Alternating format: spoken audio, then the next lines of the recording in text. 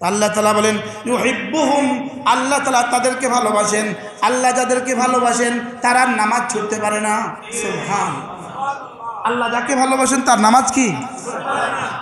আপনাদের কারো কারো যদি কখনো মাঝে মাঝে নামাজ ছুটে যায়, আপনি সিদ্ধান্ত দিতে পারেন যে আপনাকে আপনার রব ভালোবাসার মধ্যে কমি আছে। আল্লাহ ভালোবাসার মধ্যে কি আছে বলেন? কমতি আছে, কমতি আছে। আল্লাহর ভালোবাসার মধ্যে ঘাটতি আছে। বলবে আল্লাহর ভালোবাসার মধ্যে ঘাটতি কেন? আপনার ভালোবাসাতে ঘাটতি, এই জন্য আল্লাহর ভালোবাসাতে ঘাটতি।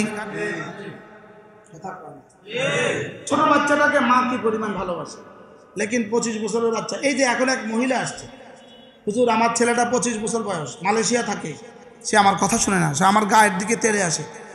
এখন আসছে, এখনও কি এই বাচ্চার একদিন বয়সে এই বাচ্চার মা তাকে যে পরিমাণ ভালোবাসছে, 3 মাস বয়সে যে পরিমাণ ভালোবাসছে, আপনার কি খেয়াল এখনও কি মা তাকে এই পরিমাণ ভালোবাসে?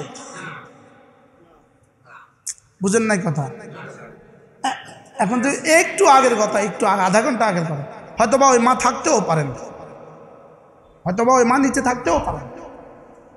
হুজুর আমার ছেলে কথা শুনে না, মালয়েশিয়া থাকে, আমি কিছু বললে আমার গায়ের দিকে তেড়ে আসে।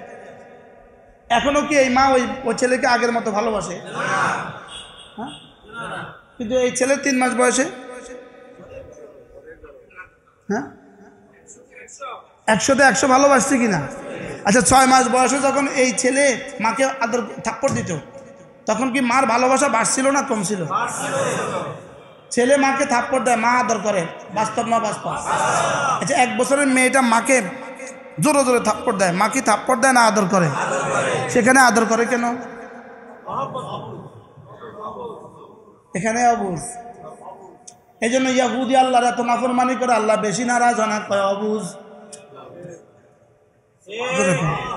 কি নাসারারা এত নাফরমানি করে, আল্লাহ বেশি নারাজ হয় না, কয় অবুঝ। আর মুসলমান হালকা থেকে হালকা করলে ফিরা শুরু, কিনলে গা তুই বুঝে শুনে করলি কা? বলেন তুই বুঝে শুনে কি? তুই বুঝে শুনে করলি।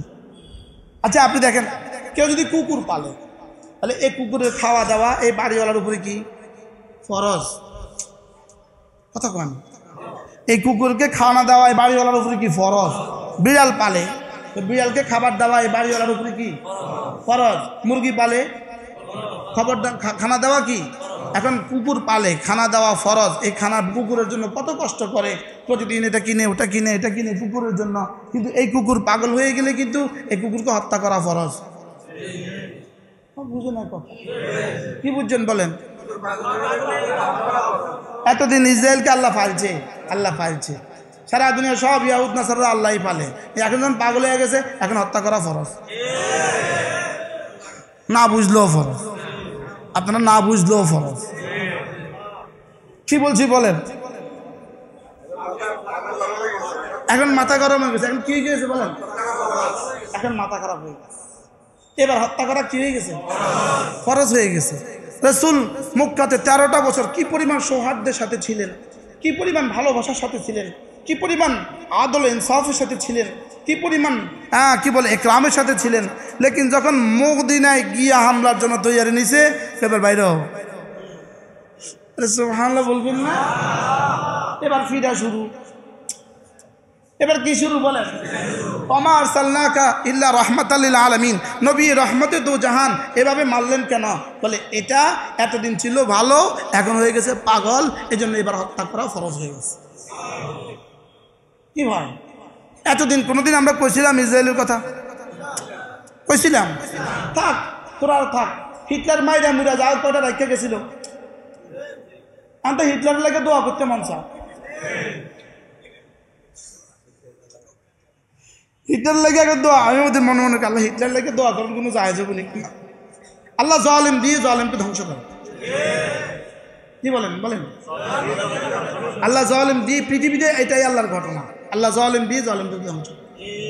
হিটলার কত লাখ মারছিল? 60 লাখ। আচ্ছা ওই 60 লাখও যদি থাকতো তখন কি অবস্থা হইতো? তো ওই যেত 60 কোটি,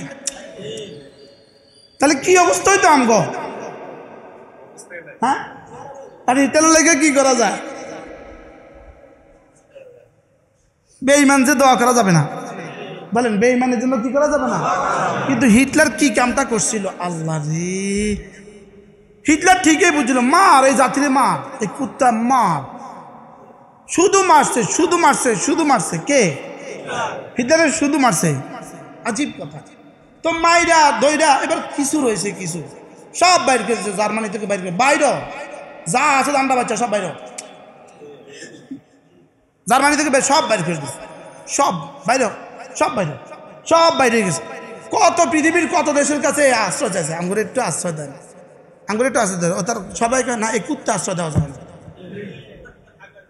এই পাগল কুত্তা আশ্রয় দেয়, পাগলা কুত্তাটা কেউ জায়গা দেয়। শেষ পর্যন্ত এটা ছিল মরুভূমি, ফিলিস্তিনের এই অঞ্চলটা ছিল খালি মরুভূমি, ধুতু খালি জায়গা। এখানে আইসা বাসা বাঁধছে, এখানে এসে কি বানছে, মা বসতে দিছে, মানুষ উঠে গেছে, ফিরিতে বসতে দিছে, এখন পুরো পিড়ি দখল করে দিচ্ছে। এখন যারা ছিল এখানে স্থায়ী বাসিন্দা, এরা হয়ে গেছে উদ্বাস্তু, আর ওরা হয়ে গেছে কি, এখন পাগল হয়ে গেছে। আল্লাহকে দাঁড়া, এবার ধরবো ইনশাআল্লাহ, বলেন না ইনশাআল্লাহ, ইনশাআল্লাহ। আল্লাহ উম্মতে মুসলিমাকে হেফাজত করেন। আল্লাহ ফিলিস্তিন, আমাদের ফিলিস্তিনকে বাঁচান। বাইতুল মুকাদ্দাস, আমাদের বাইতুল মুকাদ্দাসকে বাঁচান। বাইতুল মুকাদ্দাস ইতিহাস পড়ে নেবেন, ফিলিস্তিনের ইতিহাস পড়ে নেবেন। ফিলিস্তিন আমাদের, বলেন কি? ফিলিস্তিন বিজেতা হযরত ওমর, ফিলিস্তিন বিজেতা কে? বাইতুল মুকাদ্দাসের বিজেতা কে? হযরত ওমর রাদিয়াল্লাহু তাআলা বাইতুল মুকাদ্দাসের বিজেতা, ফিলিস্তিনের বিজেতা হযরত ওমর রাদিয়াল্লাহু তাআলা। হায় কি ছিলেন হযরত ওমর! হযরত ওমর ফিলিস্তিন যাওয়ার সময় কি করছিলেন এটা তো আপনারা সবাই জানেন। কি করছিলেন? উটের পিঠে কে? কখনো তিনি, কখনো গোলাম। বলেন, উটের পিঠে কে? কখনো আমির, কখনো গোলাম। এভাবেই পথ অতিক্রম করলেন। লেকিন বাইতুল মুকাদ্দাসে যখন ঢুকার পালা, তখন গোলাম ছিল উপরে, ওমর ছিলেন নিচে। সুবহানাল্লাহ বলেন। হ্যাঁ, কি ছিল আমাদের ইসলাম? এগুলো বাচ্চাদেরকে শিখাবেন না। এগুলো বাচ্চাদেরকে শিখালে যদি জঙ্গি হয়ে যায়, বাচ্চাদেরকে শিখাবেন কাউয়া কেমনে নাচে, এগুলো শিখাবেন। ব্যাংক কিভাবে ডাকে, এগুলো শিখাবেন। কিভাবে রুটি বানাবেন, এগুলো শিখাবেন। কিভাবে ডিম বাজবেন, এগুলো শিখাবেন। ডিম বাজায় বাজা সবগুলো বাবুর্চি বানায় দিব, তো সচিব হবে কে, আর ডিসি হবে কে, আর অঙ্ক করবো কে, টিউনও হবে কে, সবগুলো কি হইব? ডিম বাজি নইব। তো ম্যাট্রিক পাস করে ডিম বাজি শিখি, দোকানে দেখবো আমারে রাখেন, আমি ডিম বাজা শিখছি, ক্লাস 6 থেকে আমি ডিম বাজা শিখছি, আমি ডিম বাজাতে এক্সপার্ট। কি আমি ডিম বাজার উপরে পিএইচডি করছি? কি বলছি? কেন এগুলো কেন করছে? শুধুই জাতিকে ধ্বংসের জন্য। বলেন, জাতিকে কেন? জাতিকে ধ্বংসের জন্য। বাস্তবসম্মত শিক্ষা, এবং শিক্ষা হবে ধর্মসম্মত শিক্ষা। শিক্ষার মূল নীতি হবে বাস্তবতার সাথে কতটুকু মিল, এবং শিক্ষার মূল নীতি হবে ধর্মের সাথে কতটুকু মিল। শিক্ষার মূল নীতি হবে মানবতার সাথে কতটুকু মিল। শিক্ষার জন্য যে রাস্তা হবে, এই রাস্তা হবে 3টা। 1 নম্বর হবে সহজ কিনা দেখো, সহজ কিনা দেখো। 2 নম্বরে হবে সংক্ষিপ্ত কিনা দেখো, আর 3 নম্বর হবে নিরাপদ কিনা দেখো। কি হয়? যদি এই সম্বলিত হয়, এটা হবে শিক্ষা। এটার বিপরীতে যদি কিছু হয়, এটা শিক্ষা হবে না, শিক্ষার নামে ষড়যন্ত্র। শিক্ষার নামে কি? ষড়যন্ত্র। এজন্য বাচ্চাদেরকে যদি হযরত ওমরের জীবনী শিখাতেন, আমরা বাংলার গল্পে গল্পে পড়ছিলাম কিনা হযরত ওমরের জীবনী? কাজী নজরুল ইসলামের কবিতা ওমর আমরা পড়ছিলাম কিনা? বলেন না, পড়ছিলাম কিনা? আমরা এগুলো পড়ছিলাম, আমরা তখন স্কুল কলেজে এগুলো পড়ছিলাম কিনা বলেন? হ্যাঁ, হযরত ওমর চলছেন। এবার ফিলিস্তিনে ঢোকার সময় কি ছিল? বাদশা কোথায়, আমির কোথায়, রশি ধরা, আর গোলাম কোথায়? বাহ! ঢুকলেন হযরত ওমর, খ্রিস্টান পাদ্রীরা সব জমায়েত হয়ে গেল। তাদের কিতাবের সাথে মিলিয়ে দেখি যার হাতে ফিলিস্তিন পরাজিত হবে, যার হাতে বাইতুল মুকাদ্দাস পরাজিত হবে, যার হাতে বাইতুল মুকাদ্দাস বিজয়ী হবে, তার আখলাক ছিল তিনি হবেন উটের নিচে, আর গোলাম হবে উটের উপরে। দেখি এবার কে ঢুকছে দেখি।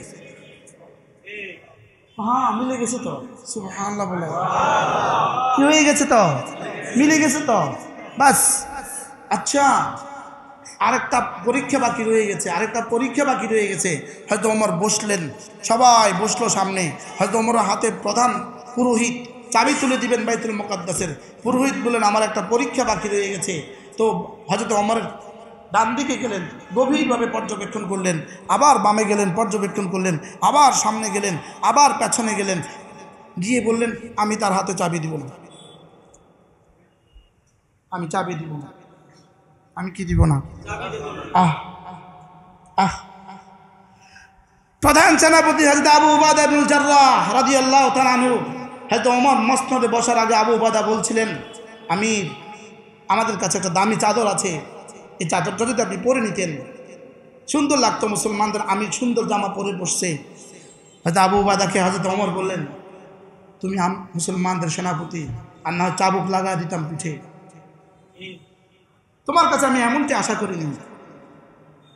হযরত ওমর তো বসছেন, তো চতুর্দিকে ঘুরে দেখলেন, বলে আমি চাবি দিব না। আবু উবাদা তলোয়ার বের করে ফেললেন, ওমরের সামনে চাবি দিবা না বলছে, এটা ফয়সালা করবো, রেডি হও। হয়তো ওমর বলেন কি হয়েছে তোমার, চাবি দিবা না বললা কেন? বলে আমাদের কিতাবে লেখা যার হাতে আমরা চাবি দিব তার গায়ে 7টা তালি হবে, তার জামায় কয়টা তালি হবে? 7টা তালি হবে। আমি তো তোমার চতুর্দিকে ঘুরে 6টা তালি দেখছি, আরেকটা তালি তো কম। হয়তো ওমর বললেন এখানে দেখো। আচ্ছা কি ছিল ইসলাম? হ্যাঁ, এই ছিল ইউহিব্বুনাহু, এই ছিল তারা আল্লাহ তাআলাকে ভালোবাসতো। সুবহানাল্লাহ বলে। আচ্ছা কি পরিমাণ ভালোবাসতো আল্লাহ তাআলাকে?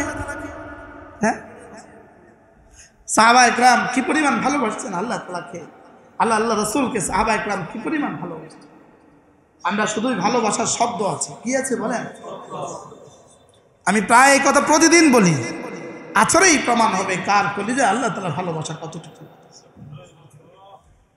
এই শুধু 2 ঘন্টা পরে একটা প্রমাণ পরীক্ষা দিতে হবে, কথা কয় না। এখন বাজে 1টা, ইনশাআল্লাহ 4টার সময় একটা পরীক্ষা হবে, কথা কয় না। ওই যে অ্যাডভোকেট সাহেব, যদি হাইকোর্টে একটা পরীক্ষা থাকে 4টার সময়, 2টার সময় টেনশনটা কেমন? যদি কয় না এএসআই উনি তো 4টার সময় ওনার একটা এসআই এর পরীক্ষা আছে, এখন এই 2 ঘন্টা ওনার টেনশনটা কেমন? কথা কয় না। আর টেনশন আছে না নাই বলেন?